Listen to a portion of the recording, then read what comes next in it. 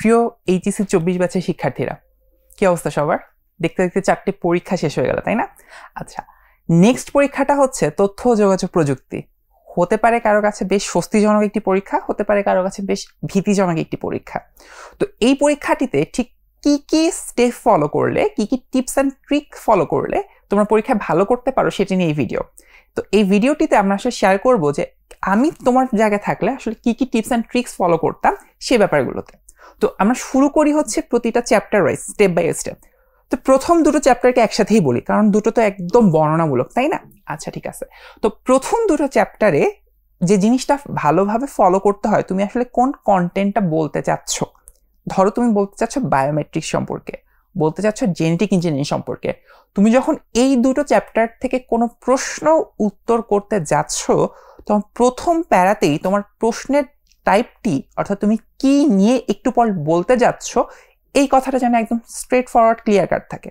ওকে, এবং তার নিচে যখন তুমি কথাটি বলতে যাচ্ছ, অর্থাৎ বর্ণনাটা করতে যাচ্ছ ওই প্রশ্নটির, তখন চেষ্টা করবা point to point star mark দিয়ে হোক, নাম্বারিং করে হোক বা বক্স করে হোক, যেভাবেই হোক না কেন তুমি যেন পয়েন্ট বাই পয়েন্ট হচ্ছে ওই বর্ণনাটা লিখতে পারো। এটাতে বর্ণনাটা এভাবে লিখলে অ্যাকচুয়ালি মার্ক বেশি ক্যারি করতে পারবা। এবং শেষে উপসংহার লিখতে কিন্তু ভুলো না। এবং এখানে একটা গুরুত্বপূর্ণ কথা বলে রাখি দুটো চ্যাপ্টারের ক্ষেত্রে। দেখো, আমরা যখন পরীক্ষার হলে প্রথম একটা প্রশ্ন উত্তর করতে যাই, তখন আমাদের হাত আসলে কিভাবে চলে? কচ্ছপের গতিতে চলে, তাই না? আচ্ছা, তো এইখানে একটা ব্যাপার মনে রেখো, প্রথম দুটো চ্যাপ্টার যদি তুমি প্রথমেই অ্যান্সার করতে যাও, প্রথম দুটো চ্যাপ্টার থেকে কোনো সিকিউ যদি প্রথমেই অ্যান্সার করতে যাও, তাহলে কিন্তু ধীর গতিতে লিখলে তোমার অনেক বেশি সময় নষ্ট হয়ে যেতে পারে। সো আমার একটা রিকমেন্ডেশন থাকবে, প্রথম দুটো চ্যাপ্টার থেকে উত্তর করার ক্ষেত্রে একটা ব্যাপার মাথায় রেখো, চেষ্টা করো প্রথম দিকে এই উত্তরগুলো না করতে। কেন না করতে? কারণ এটা লিখতে গিয়ে যদি তুমি অনেক বেশি সময় ক্ষেপণ করে ফেলো, তাহলে আসলে তোমার নিজেরই একটা মানসিক স্ট্রেসের মধ্যে তুমি পড়ে যাবা। এই ব্যাপারটা মাথায় রেখো। এটা আমরা শেষের দিকে উত্তর করতে পারি যদি উত্তর করারই থাকে। তাহলে ভাই প্রথম দিকে করব কি, কোন উত্তরগুলো করাটা আমার জন্য সুবিধাজনক হবে? উত্তরটি হচ্ছে, যদি তুমি 3.1 থেকে হচ্ছে উত্তর করতে পারো, অর্থাৎ নাম্বার সিস্টেমে আমরা যে কনভার্সনগুলো শিখেছি, যদি সেগুলো থেকে আমরা উত্তর করতে পারি, এটা কিন্তু আমাদের জন্য বেশ লাভজনক। কিভাবে? এখানে কোশ্চেনে কিন্তু খুব বেশি মারপ্যাচ হওয়ার জায়গা নেই। তোমাকে একটা নাম্বার সিস্টেম দিবে, সেখান থেকে একটা নাম্বার সিস্টেমে তোমাকে কনভার্ট করতে হবে। এই কনভার্সনটা তুমি খুবই কম কথায় কিন্তু উত্তর করে ফেলতে পারো, এবং এই কাজটা করতে গেলে তোমার সময়ও কিন্তু খুবই কম লাগে। যার ফলে প্রথম সৃজনশীলটা যেখানে তোমার হাত কচ্ছপের গতিতে চলছে, সেই মুহূর্তে কিন্তু তুমি ঠিক ওই গতিতেই একটা সৃজনশীল সেটার মতো করে হচ্ছে গুছিয়ে লিখে ফেলতে পারছো। এটা কম সময়ে ফুল মার্ক ক্যারি করার জন্য পারফেক্ট। এবং আমি যদি টিচার হয়ে তোমার খাতাটা কাটি, প্রথমেই যখন তুমি একটা ফুল মার্ক পাচ্ছ, সেটা কিন্তু তোমার ব্যাপারে আমার কাছে একটা পজিটিভ ইন্টেনশন তৈরি করছে, যেটা কিন্তু খুব ইম্পর্টেন্ট। ঠিক আছে? আচ্ছা, 3.1 সম্পর্কে আরেকটা কথা বলে রাখি। তুমি দেখবা চ্যাপ্টারের শেষের দিকে বিসিডি, অ্যাসকি কোড, এইসব হাবিজাবি কথাবার্তা আছে। এগুলো একটু ধৈর্য ধরে ভালো করে একটু চোখ বুলিয়ে যাবা, কারণ এখান থেকে দুই একটা এমসিকিউ আসলেও আসতে পারে, এবং সেটা খুবই ইম্পর্টেন্ট ক খ নামের প্রশ্নগুলোর জন্য।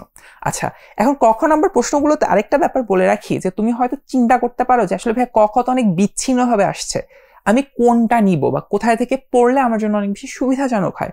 উত্তরে বলে রাখি, আমরা উৎকর্ষ থেকে তোমাদের জন্য প্রস্তুত করতে যাচ্ছি উৎকর্ষের ডিজিটাল হেল্প শিট।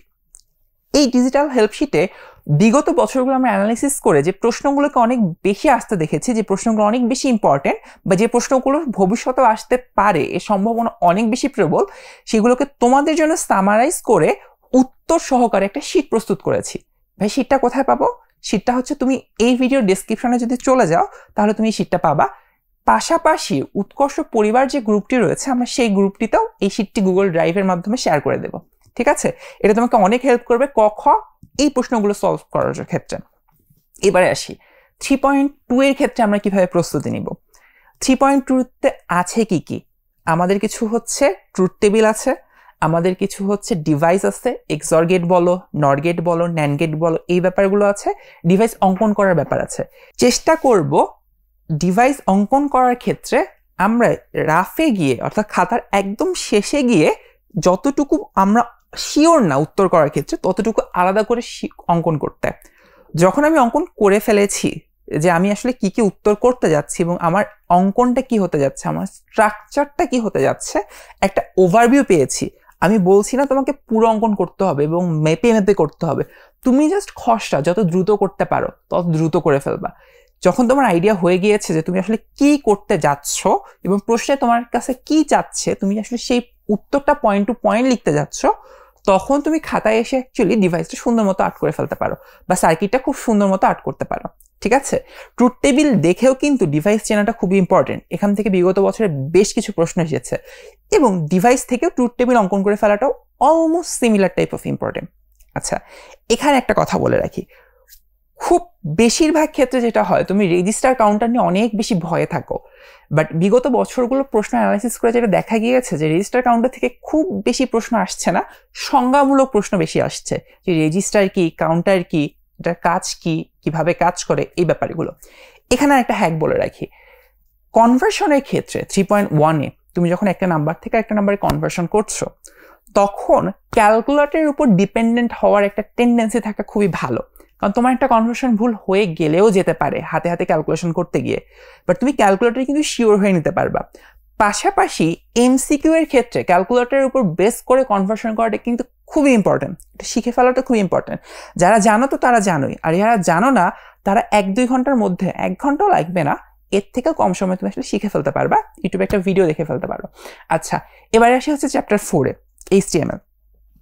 HTML এর একদম শুরুতে যে ব্যাপারটা ইম্পর্টেন্ট সেটা হচ্ছে HTML এর যে ওয়েবসাইটগুলো রয়েছে, সেই ওয়েবসাইটগুলো কিছু স্ট্রাকচার আছে। তুমি যেরকম টপোলজি পড়েছো, রাইট?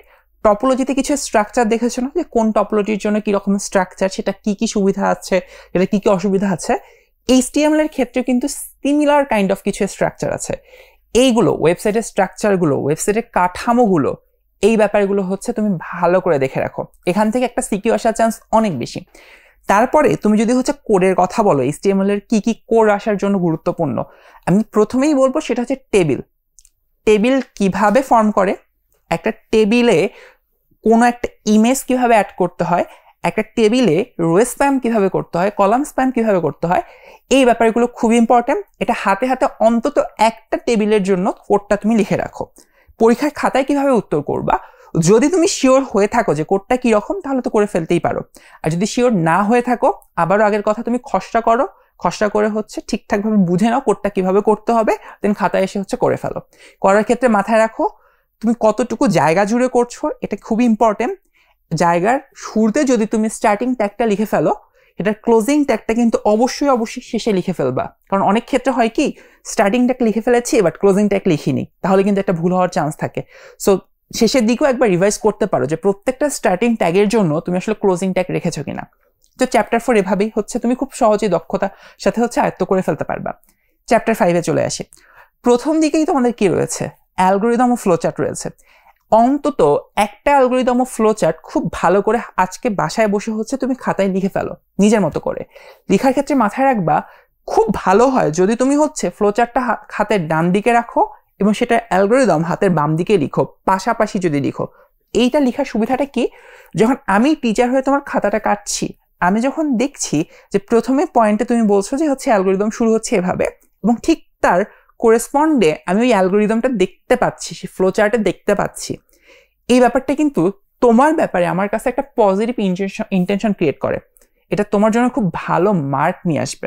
ঠিক আছে, এবার আসি কোডের পার্টে। একটা প্রবলেম তোমাকে দিয়ে দিল, বললো যে ওটা সিতে কোড করো, ওই কোডটা তুমি সিতে কনভার্ট করো বা সিতে বানাও আর কি কোডটাকে। কিভাবে কি করলে আসলে কি হতে পারে, আমার কোনো যদি আইডিয়া না থাকে পরীক্ষার হলে বসে যে আমি কিভাবে কোডটা করব, তাহলে প্রথম কাজ হচ্ছে তুমি খসড়া করো।